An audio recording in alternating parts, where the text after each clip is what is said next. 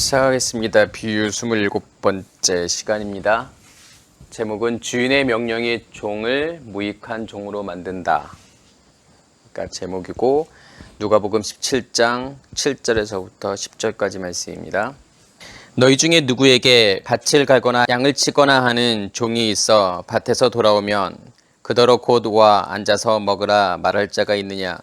도리어 그더러 내 먹을 것을 준비하고 띠를 띠고 내가 먹고 마시는 동안에 수종 들고 너는 그 후에 먹고 마시라 하지 않겠느냐? 명한 대로 하였다고 종에게 감사하겠느냐? 이와 같이 너희도 명령받은 것을 다 행한 후에 이르기를 우리는 무익한 종이라 우리가 하여야 할 일을 행한 것뿐이라 할지니라. 아멘.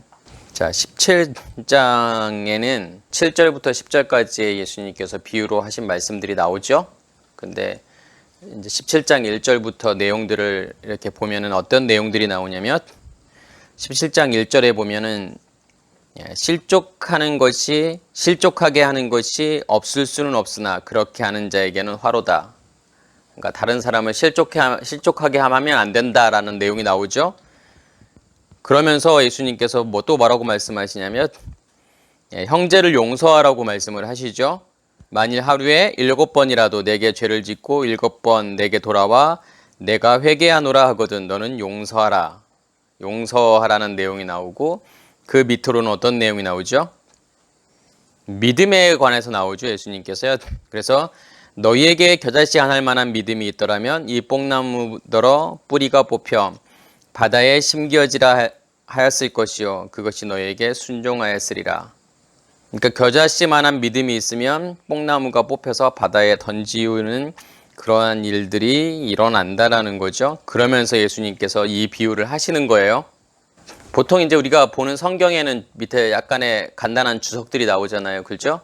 그러면서 제가 가지고 있는 성경에도 17장을 요약하는 설명에 뭐라고 나오냐면 여기서 주님은 제자들의 생활 원리, 믿음의 위력, 재림의 시기들을 주제별로 교훈하셨다 이렇게 나온단 말이에요. 그렇죠?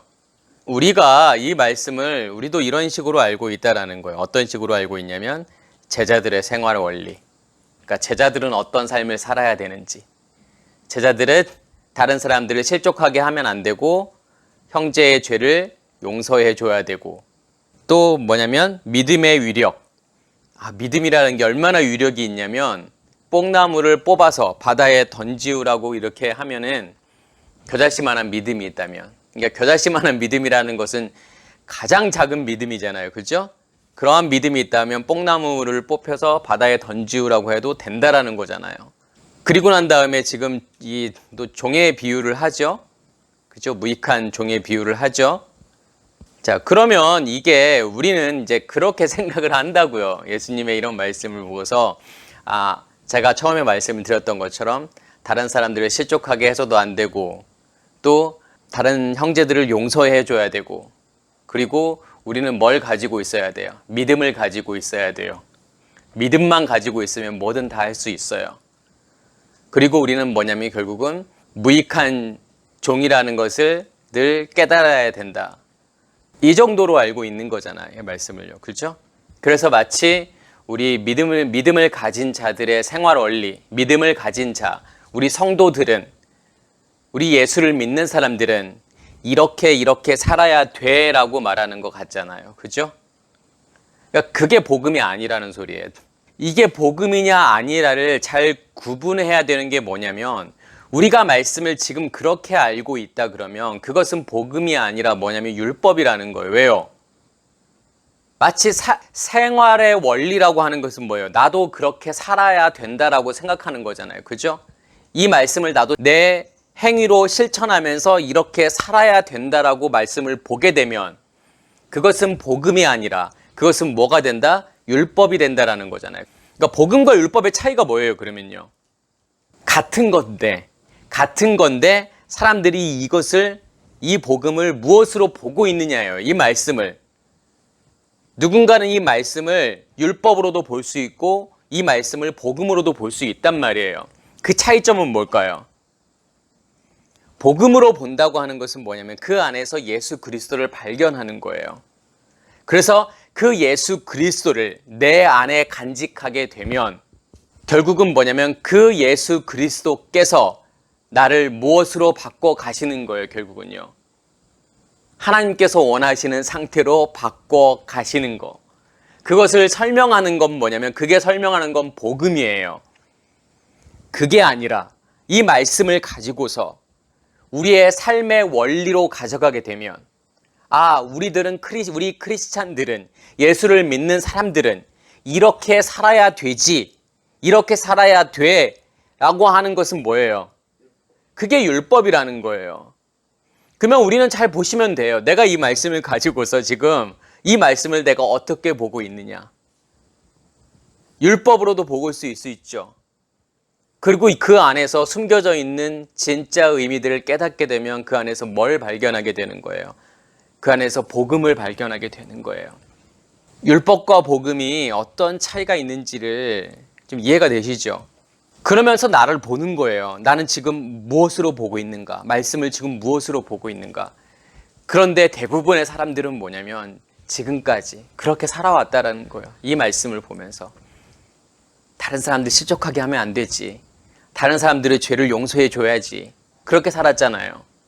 내가 크리스찬인데 이렇게 살아야지. 다른 사람들을 용서해 주고 사랑해 주고 품어주고 도와주고 이게 진짜 크리스찬이지. 이게 예수를 믿는 사람이지 라고 그런 마음을 가지고 살았잖아요. 그러니까 누가 봐도 그걸 나쁘다고 볼 수 없잖아요. 그죠? 아니 내가 예수의 사랑으로 다른 사람들을 용서해 주고 사랑해 주고 품어 주고 도와주고 이런 게 나쁜 게 아니잖아요. 근데 그것은 뭐냐면 복음이 아니라는 거예요. 세상 사람들도 그렇게 한다니까요. 세상 사람들도 그렇게 살아요. 더 철저하게 사는 사람도 많아요. 근데 그건 뭐냐면 복음이 아니라는 거예요. 오늘 말씀도 마찬가지. 예수님께서 지금 그거 하려고 너희들이 이렇게 살아라고 말씀하시기 위해서 이 말씀을 하신 게 아니라는 거예요. 여기에서 과연 우리가 예수 그리스도가 보이느냐 이거죠. 나의 모습이 보이느냐 이거예요. 그러면서 오늘 말씀에 결국은 10절에 예수님께서 뭐라고 말씀하시냐면 이와 같이 너희도 명령받은 것을 다 행한 후에 이르기를 우리는 무익한 종이라 우리가 하여야 할 일을 한 것뿐이니라. 이게 진짜 겸손을 이야기하는 걸까요? 예수님께서 이 비유를 하신 목적이 너 겸손해야 돼. 너는 그냥 무익한 종일 뿐이야. 너는 종일 뿐이니까 주인이 시키는 대로 하는 종일 뿐이야. 그러니까 너는 겸손해야 돼. 지금 그 이야기 하시려고 예수님께서 이 비유를 하셨을까요? 어떻게 생각하세요? 지금 7절부터 10절까지의 말씀이잖아요. 이 말씀을 이해하기 위해서 1절부터 6절까지의 내용들을 우리가 이해하셔야 돼요. 그게 무슨 뜻인지. 그걸 이해하시면 7절에서부터 10절까지의 이 비유를 이해할 수 있다니까요. 왜 무익한 종이 될 수밖에 없는지에 대한 이유가 1절에서부터 6절까지 나온다고요. 그래서 제가 오늘 제목을 뭐라고 정했죠? 주인의 명령이 종을 무익한 종으로 만든다. 그러니까 복음과 율법은 완전 반대예요. 뭔가가 나를 무익한 종으로 만드는 것과 내가 스스로 무익한 종이라고 생각하고 사는 것과는 다른 거잖아요. 그죠? 아휴, 그래. 나는 그냥 주인이 시키는 대로 하고 주인의 그냥 명령을 따랐을 뿐이니까 나는 무익한 종이지 라고 생각하는 것과 무엇인가 나를 그렇게 무익한 종으로 만들어서 나의 삶이라고 하는 것은 그냥 무익한 종으로 살아가는 삶이 되어버리는 거하고는 완전히 다른 문제라니까요. 그래서 복음과 율법은 완전히 다른 거란 말이에요. 그러면 1절부터 6절까지의 내용들은 어떤 내용들이에요? 제가 아까 간단하게 설명을 드렸지만 그 내용들을 자세히 보면 실족하게 하는 것이 있을 수는 없으나 없을 수는 없으나 그렇게 하는 자에게는 화로다. 그러니까 다른 사람들을 실족하게 하는 자는 화라는 거죠. 그러니까 다른 사람들을 실족하게 한다라는 것은 뭘 이야기하는 걸까요? 왜 다른 사람들을 실족하게 만들까요? 내가요. 그러니까 실족한다라는 것은 뭐냐면 넘어지게 만든다라는 거예요. 그러니까 실족이라는 단어는 넘어지다 아니면 덫이라는 단어예요. 함정, 모함이라는 단어예요. 무엇가 다른 사람들을 실족하게 만들까요? 나의 무엇이요? 나의 율법이 다른 사람들을 함정에 빠뜨리고 덫에 빠뜨린단 말이에요. 그러니까 소경이 소경을 인도하면 같이 구덩이에 빠진다는 것과 예수님의 그 말씀이 같은 말이죠. 내가 율법 안에 있으면 다른 사람들을 무엇으로 인도할 수밖에 없다라는 거예요. 율법으로 인도할 수밖에 없다라는 거잖아요. 왜요? 내 안에 복음이 없으니까요.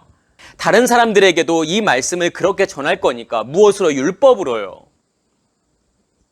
그러면 그 사람은 복음과는 전혀 상관없게 되는 거고 그 사람을 넘어지게 만드는 거고 그 사람을 함정에 빠뜨리는 거라니까요. 그게요. 그게 그 사람을 실족하게 만드는 거예요. 그러니까 내 안에 무엇가 간직되어져 있느냐가 그래서 중요한 거란 말이에요. 나 혼자 율법 안에 있는 게 아니라 내가 수많은 사람들을 전도했다라고 자랑하는 그 많은 사람들, 수명에서부터 수십, 수백 명, 이 사람들을 전부 다 뭐냐면 함정에 빠뜨리는 결과를 낳을 수 있다라는 거라니까요. 우리는 지금까지 어떻게 생각했어요? 예수 믿고 열심히 전도해야 된다고 생각했잖아요. 그게 전도냐고요, 그게요. 그러면 그런 사람들은 어떻게 해야 된다라는 거예요? 연자 맷돌을 목에 걸고 바다에 빠져야 된다는 거예요. 그게 뭘까요? 무슨 자살하라는 소리는 아닐 거 아니에요. 그죠? 여기서 연자 맷돌이 뭔지, 이 맷돌이라는 게 뭔지를 우리가 이해하셔야 돼요. 맷돌은 몇 개의 돌로 이루어졌지, 지금요? 예, 2개의 돌로 이루어졌죠. 밑에 있는 돌과 고정되어 있는 돌과 위에 돌, 움직이는 돌이 거기에 자루가 달려 있잖아요. 그래서 이렇게 돌리는 게 맷돌이잖아요. 그래서 2개의 돌로 이루어져 있단 말이에요. 그래서 위에 돌이 이렇게 움직여서 곡물들을 갈아버리는 역할을 하잖아요. 그게 맷돌이죠. 그러면 그 맷돌이라고 하는 게 뭘 이야기하는 걸까요? 위에 움직이는 그 윗 맷돌, 이게 바로 예수라는 거예요. 그리고 밑에 움직이지 않는 돌, 이게 무슨 돌일까요? 이게 그리스도라는 돌이란 말이에요. 이게 반석이에요.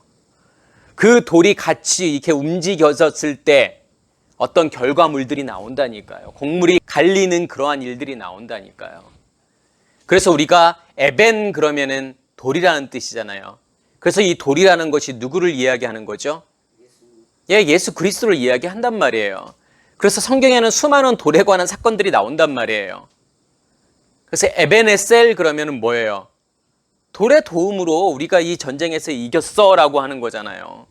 야곱이 자기가 베고 있던 돌베개를 세워서 기둥을 만들잖아요. 거기에 기름을 붓죠. 거기가 어디예요? 베델이잖아요. 베이트 엘, 하나님의 집이라는 뜻이잖아요. 그가 베델이란 말이에요. 하나님의 집이란 말이에요. 하나님의 집이 어떻게 만들어져요? 그러면요. 그 돌로 만들어지는 거라니까요. 2개의 돌로 만들어지는 거라니까요. 그래서 건축자에 버려진 돌이 성전 모퉁이의 머릿돌이 된다라고 하는 것은 뭐냐면 예수라는 돌이 버려져야만이 그리스도라는 돌이 머릿돌이 되어서 뭔가 결과물이 만들어진다라는 거예요. 성전이 만들어진다라는 거예요. 그래서 2개의 돌이란 말이에요. 예수라는 돌과 그리스도라는 돌. 결국은 그리스도라는 이 돌에서부터 뭐가 나오는 거예요? 이 반석에서부터 생수가 나오잖아요.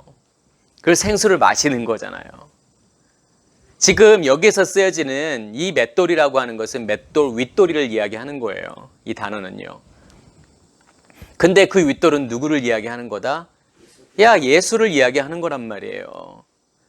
그러니까 내가 다른 사람을 실족하게 한다라는 건 어떤 의미가 있어요? 내가 여전히 복음이 아니라 율법 안에 있다라는 거잖아요. 그렇게 율법 안에 있는 자는 다른 사람들을 실족하게 할 수밖에 없는 자들은 예수라는 그 맷돌, 윗맷돌을 메고서 결국은 어디에? 바다에 빠져 죽어야 된다는 거예요. 그게 어떤 바다를 이야기하는 건데요? 그게 홍해잖아요. 그게 홍해에 죽어야 된다는 거라니까요. 그게 다른 말로 어떤 뜻이 있을까요? 십자가에 죽어야 된다는 뜻이에요. 그래서 바울도 그렇게 이야기하잖아요. 이스라엘 백성들의 홍해 사건을 뭐로 이야기를 해요? 세례라고 이야기하잖아요. 그게 세례란 말이에요. 왜요? 세례라는 게 뭔데요? 죽고 다시 사는 거잖아요. 홍해를 건넜다라고 하는 것은 홍해에서 나의 옛사람의 의식이 죽고 내가 다시 살았다라는 거잖아요. 그게 홍해 사건이라니까요. 그게 세례라니까요. 그래서 연자 맷돌을 목에 걸고 바다에 빠져야 된다는 것은 다시 말해서 이건 어떤 그림이 보이셔야 돼요? 십자가라는 그림이 보이셔야 돼요. 이것을 다시 다른 말로 내가 예수와 함께 십자가에 죽어야 돼라고 하는 거예요, 이게요. 그렇게 되면 예수님께서 그 다음에 3절에 너희 형제가 죄를 범하거든 경고하고 회개하거든 용서하라. 하루에 7번까지도 용서해. 그러니까 제자들이 뭐라고 그래요? 우리에게 믿음을 더하소서 그러는 거예요. 왜요? 그렇게 할 수 있는 능력이 없다는 거예요. 그렇죠? 그렇게 할 수 있는 믿음이 없다라는 거예요. 7번 나에게 죄를 범한 사람에게 7번 그렇게 다 용서할 수 있는 그 믿음이 나에게는 존재하지 않기 때문에 나에게 믿음을 더하소서라고 말하는 거잖아요. 그때 예수님의 대답은 뭐죠?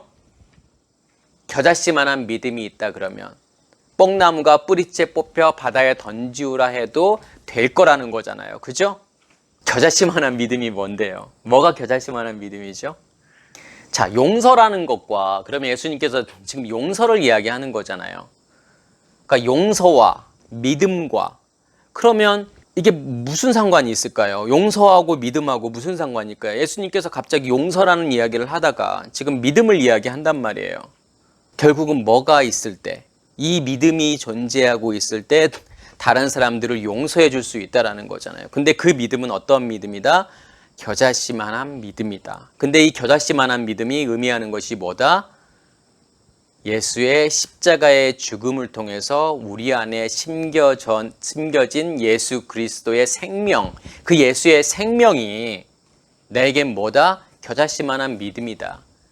왜 겨자씨만한 믿음일까요? 가장 작은 게 겨자씨라고 우리가 알고 있잖아요. 그죠? 그 의미는 뭐냐면 없던 것이 새로 생기는 거기 때문에 가장 작은 것부터 생기는 거예요. 그렇게요.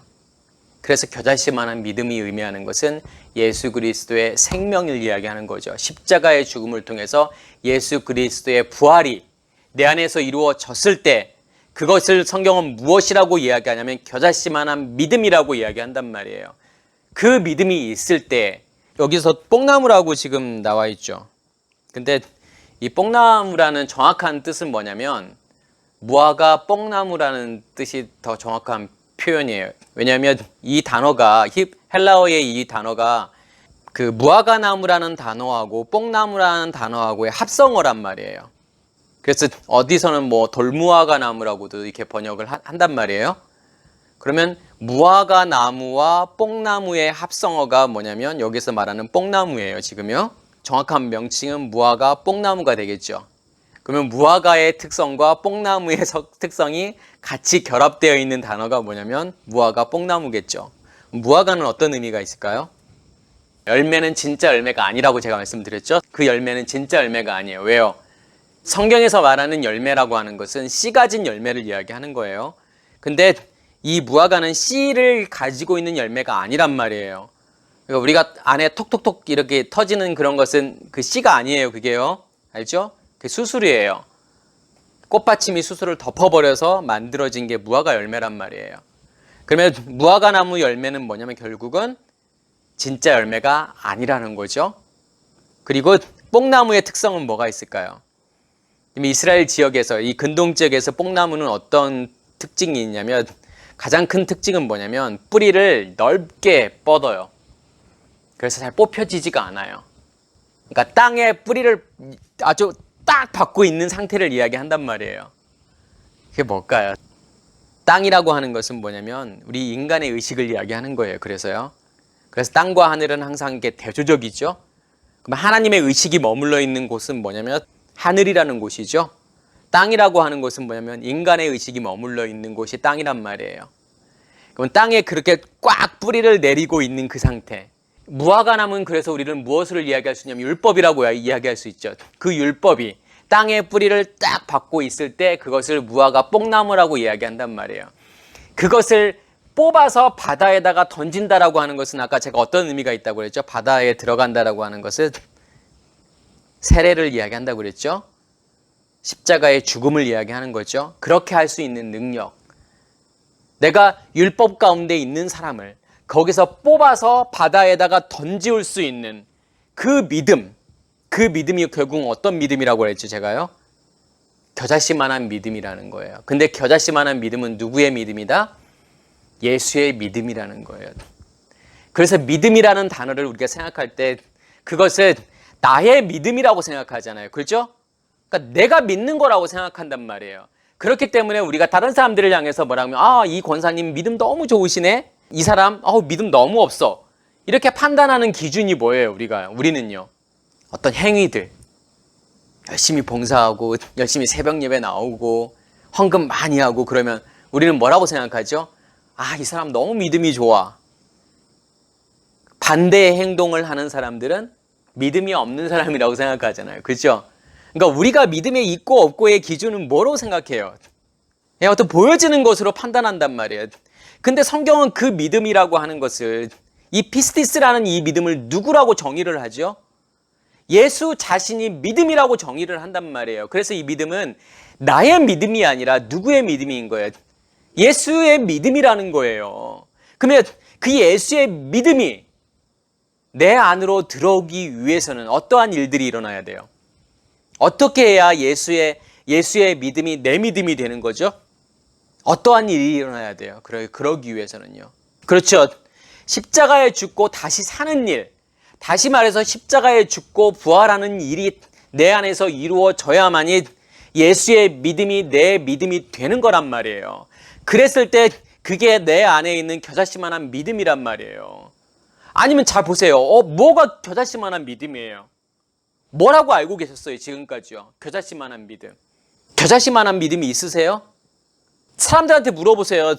나 믿고 있어. 나 예수를 믿고 있어. 이런 사람들에게 한번 물어보세요. 당신은 겨자씨만한 믿음이 있으세요? 정말 산을 옮길 만한 믿음이 있으세요? 아니면 이 뽕나무를 뽑아서 바다에 던지게 할 수 있는 그러한 믿음이 있으세요? 라고 물어보세요. 그럼 뭐라고 대답하겠어요? 망설일 거 아니에요. 아니 그게 겨자씨만한 믿음인데 겨자씨만한 믿음은 뭔데? 가장 작은 믿음이란 말이에요. 정말 작고 작은 믿음. 그 겨자씨만한 믿음도 없으시냐고요, 그러면요. 그럼 사람들은 그러겠죠. 있다고도 하기 뭐하고 없다고도 하기 뭐하고. 그렇죠? 왜요? 내가 지금까지 예수를 믿었는데 그럼 나는 겨자씨만한 믿음도 없는 거야? 이렇게 생각할 수 있겠죠. 그럼 겨자씨만한 믿음이 있으면 나에게 그런 능력이 과연 있을까?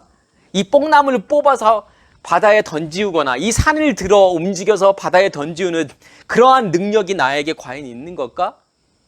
애매하죠? 사람들의 착각이에요. 그 믿음은요, 그 겨자씨만한 믿음은요, 가장 작은 믿음을 이야기하는 게 아니에요. 그냥 예수의 믿음이 겨자씨만한 믿음이라니까요.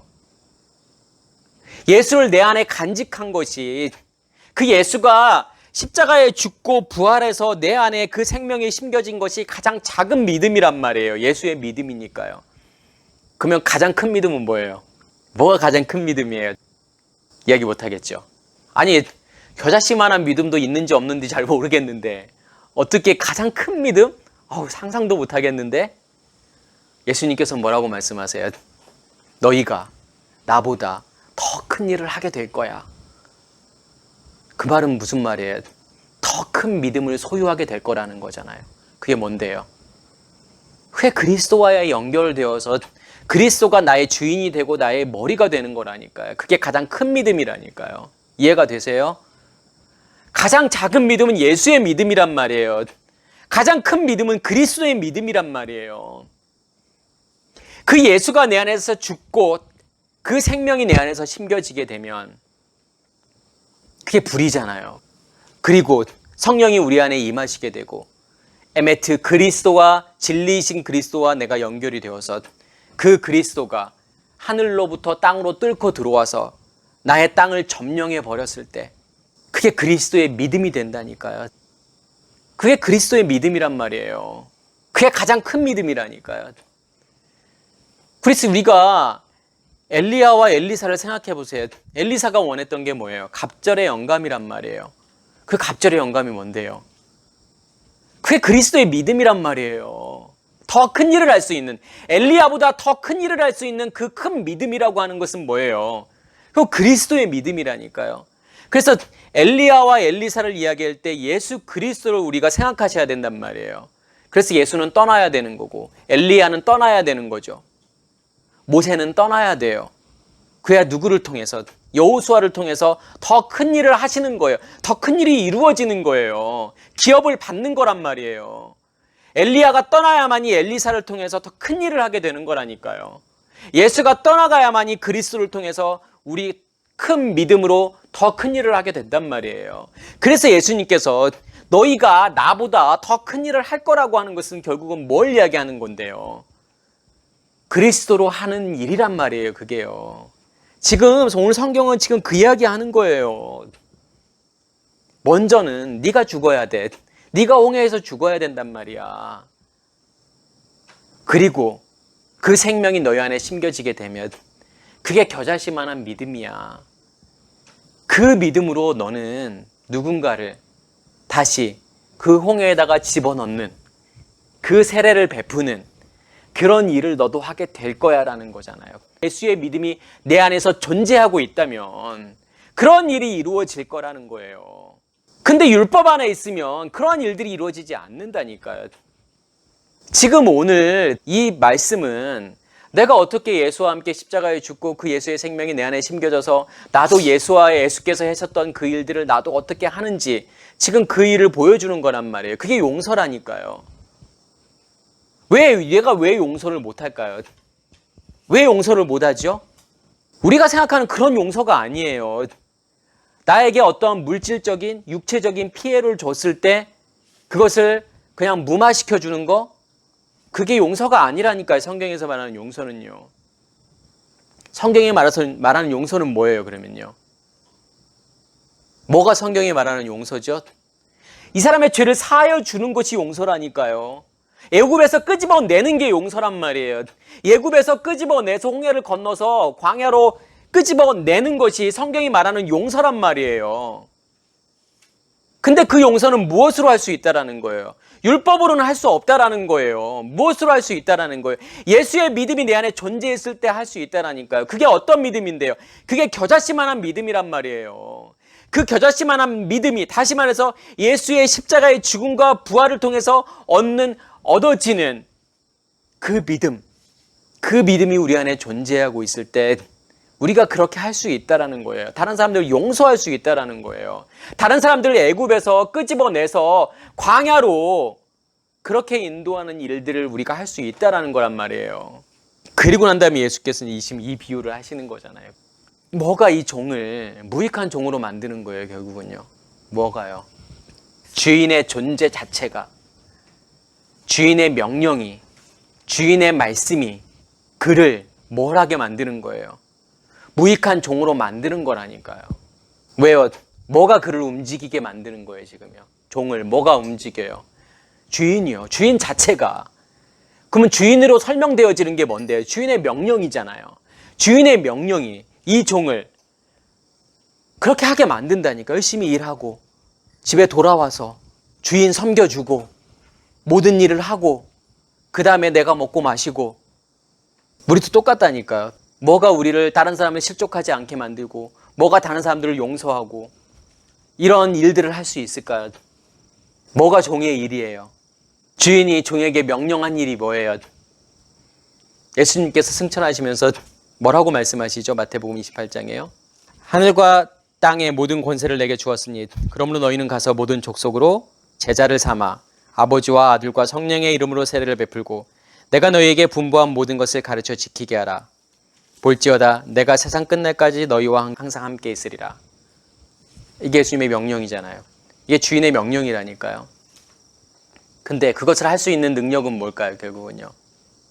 우리는요, 뭐라고 생각하냐면 이 명령을 딱 듣는 순간 아, 그래, 내가 선교사가 돼서 정말 오지를 향해서 정말 그런 이슬람권을 향해서 가서 열심히 전도해야지. 그들을 가르쳐서 예수 믿게 만들어야지. 그들에게 세례를 베풀어야지 라고 생각을 하잖아요. 근데 우리가 간과하는 건 뭔 줄 아세요? 우리가 잊어버리는 건 뭔 줄 아세요? 그 권능이 우리 안에 있느냐 이거예요. 그 권세가 우리 안에 있느냐 이거잖아요. 하늘과 땅의 모든 권세를 주셨으니 하늘과 땅의 모든 권세가 있느냐 이거잖아요. 그 어떤 권세인데요? 예수 그리스도의 권세란 말이에요. 예수 그리스도의 믿음이란 말이에요. 그 믿음이 존재하고 있을 때 우리가 그런 일들을 한다라는 거란 말이에요. 근데 그러한 권능이 없으면 할 수 없다라는 거잖아요. 종이 할 수 있는 것은, 종이 내가 무익한 종이라고 고백할 수 있는 것은 뭐예요? 내가 한 게 아니기 때문에, 내가 한 게 아니기 때문에 나는 무익한 종입니다라고 고백할 수밖에 없다니까요. 결국 뭐가 그렇게 만들었다라는 거예요? 무익한 종을요. 믿음이. 어떠한 믿음이요?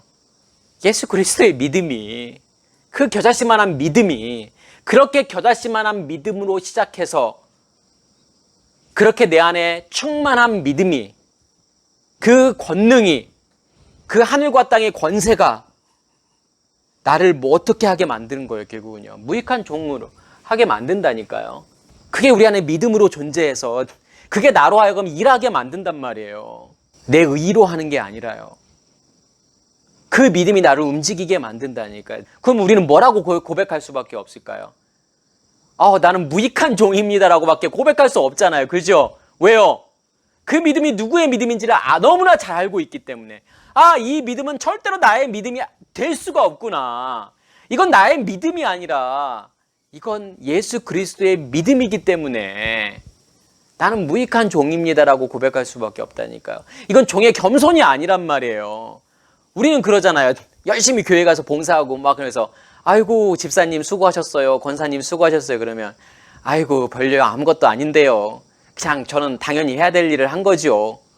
지금 이러한 겸손이 아니란 말이에요. 이건 나의 겸손이란 말이에요. 그 주님께서 원하시는 겸손은 나의 그러한 겸손이 아니라니까요. 그것을 너무 확실히 알고 있는 거예요. 내가 한 게 아니라는 것이. 왜요?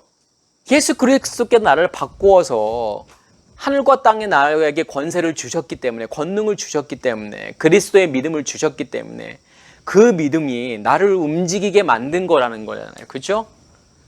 그 믿음이 무화과 뽕나무를 뽑아서 바다에 던지게 하는 역할을 한단 말이에요. 우리가 착각이에요. 예수보다 더 큰 일을 한다고 하니까 뭐 엄청난 기적을 만들어내고 엄청나게 나를 드러내는 것이 예수보다 더 큰 일을 하는 게 아니란 말이에요. 그게요. 내가 뭔가 일을 한다라고 생각하잖아요. 근데 그건 나의 일이 아니란 말이에요. 그 큰 일이라고 하는 것은 그리스도의 일이란 말이에요. 그리스도를 통해서 내가 이 나의 의식이 존재하지 않을 때 그게 큰 일이란 말이에요. 큰 일을 할 수 있는 거란 말이에요. 이해가 되시죠? 복음과 율법이 뭐가 다른지가 너무 분명하게 나타날 거예요. 가면 갈수록요. 더 분명하고 더 확실해질 거라니까요. 말씀을 보시면 내가 전에 알고 있던 말씀과 완전히 다르잖아요. 그죠? 왜 다르다고 느껴질까요? 저는 율법으로 알고 있었으니까요. 나도 이렇게 행위를 해야 된다고 생각하고 나도 이렇게 살아야 된다고 생각했죠. 그게 교훈이라고 생각했던 거란 말이에요. 근데 이제는 어떻게 그것이 느껴지고 보여지세요? 여기에서 예수 그리스도가 너무 분명하고 너무 확실해지잖아요.